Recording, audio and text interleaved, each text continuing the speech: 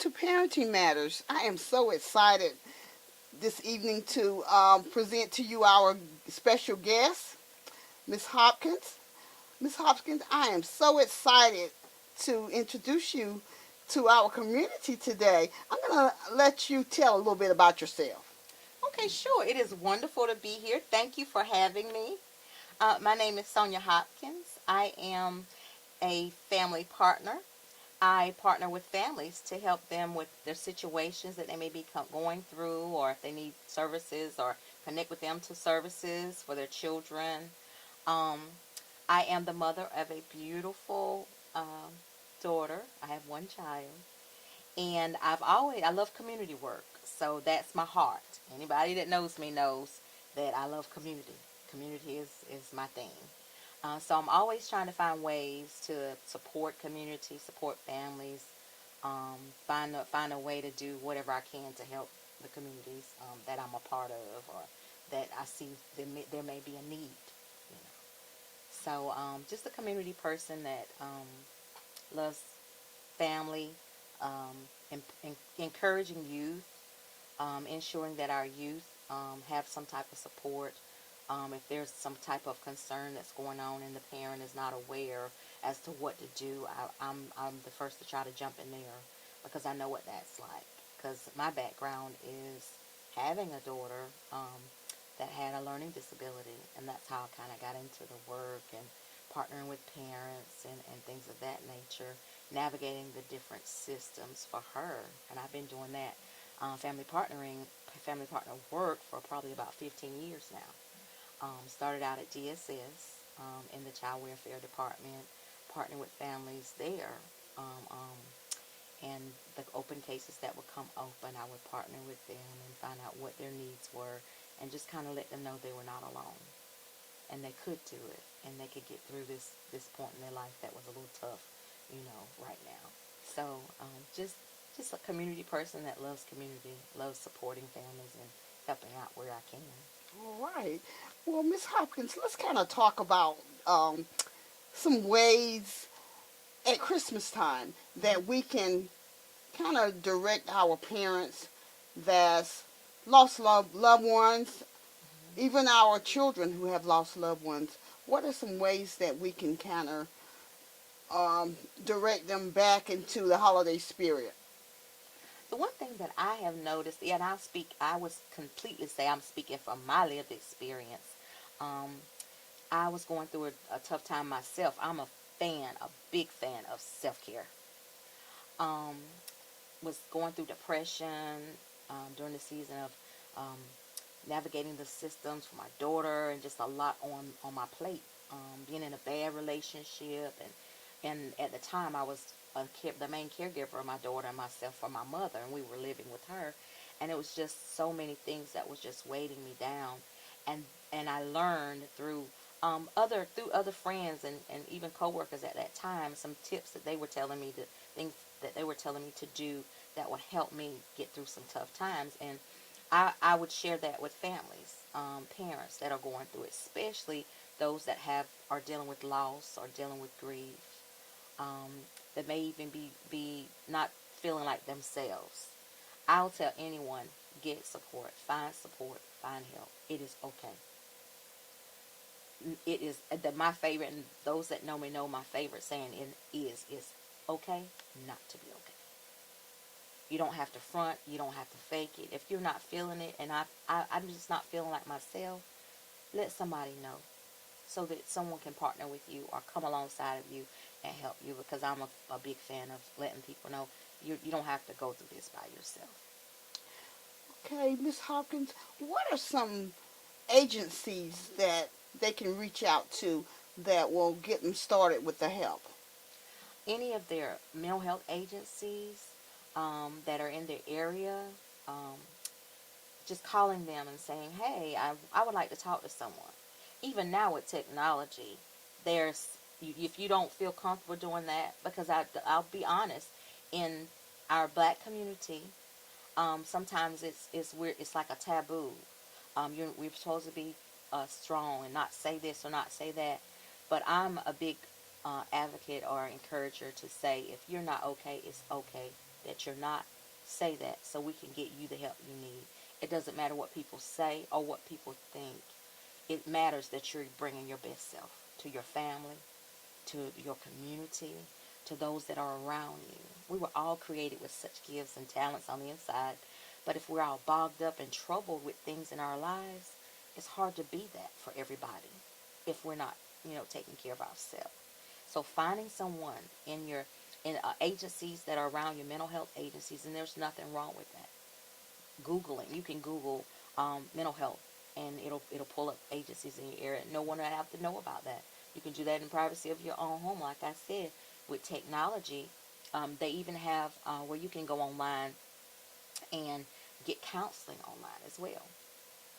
There's so many avenues where people make there's so much stigma attached to mental health, or if I'm not feeling well, or oh, I don't need to tell anybody that. But the biggest thing that I see that has helped me is letting people know when I wasn't well or I was feeling overwhelmed. And not so much just not, oh, something's wrong with me. No, it's things that are happening to me that's causing me not to be myself. And I need somebody to step in and help me without judgment or without making me feel like something's wrong with me, or, oh, wow, oh, you can't handle that. Well, I went through that and I was fine. I didn't have to talk to nobody. That was you. We're made from a different cloth.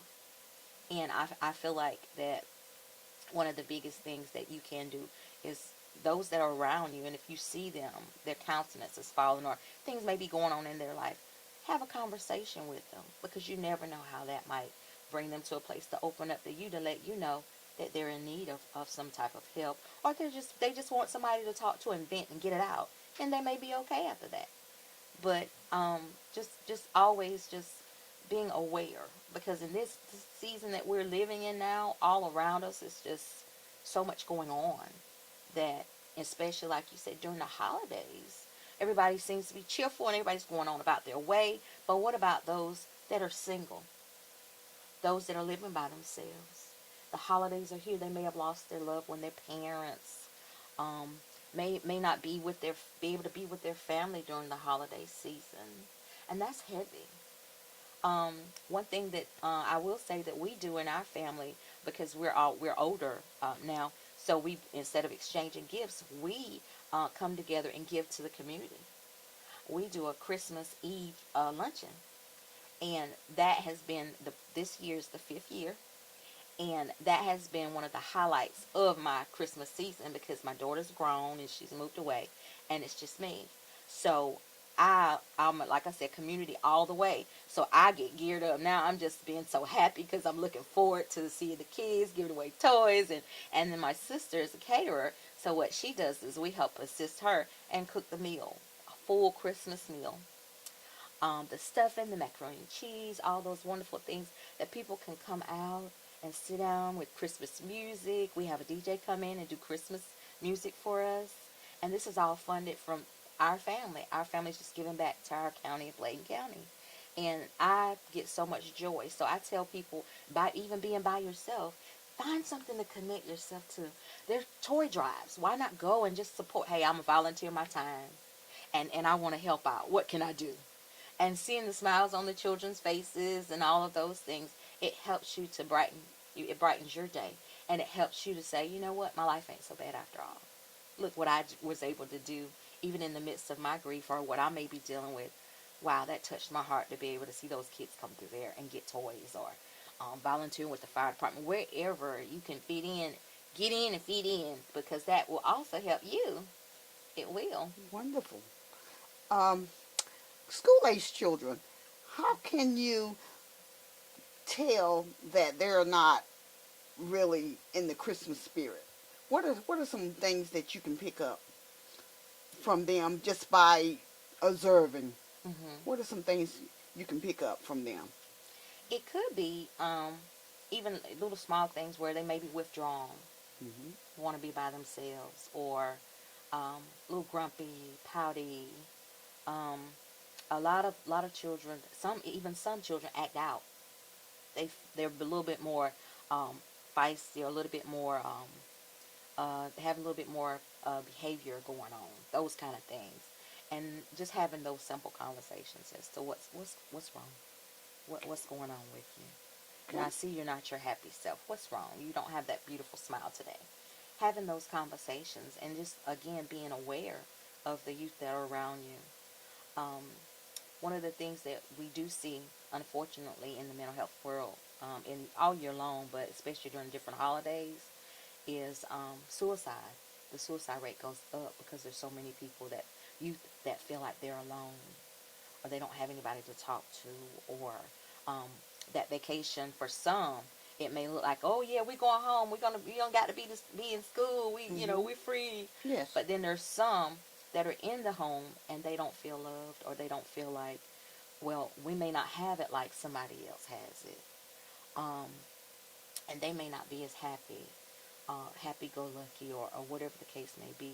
So just consistently being aware of those young people that are around you and having those conversations. Because one thing about it, children are honest. And if They you are. make a moment, cut some time out for them, carve some time out for them, they will tell you what's on their Absolutely. heart. Yes, they will. They will. They will share what's on their heart. Oh, well, I'm not happy because we don't have toys. Boom. Now you know that that family doesn't have toys. You can find out how to connect them to get some toys in the house.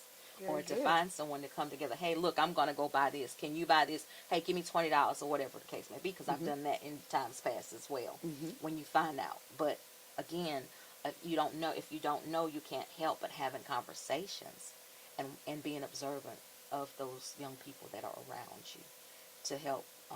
That would help find out what's going on with them and help bring some solutions or some resolutions for them. Okay, Miss Hopkins, what are some organizations that's normally readily available to do these kind of things for these children?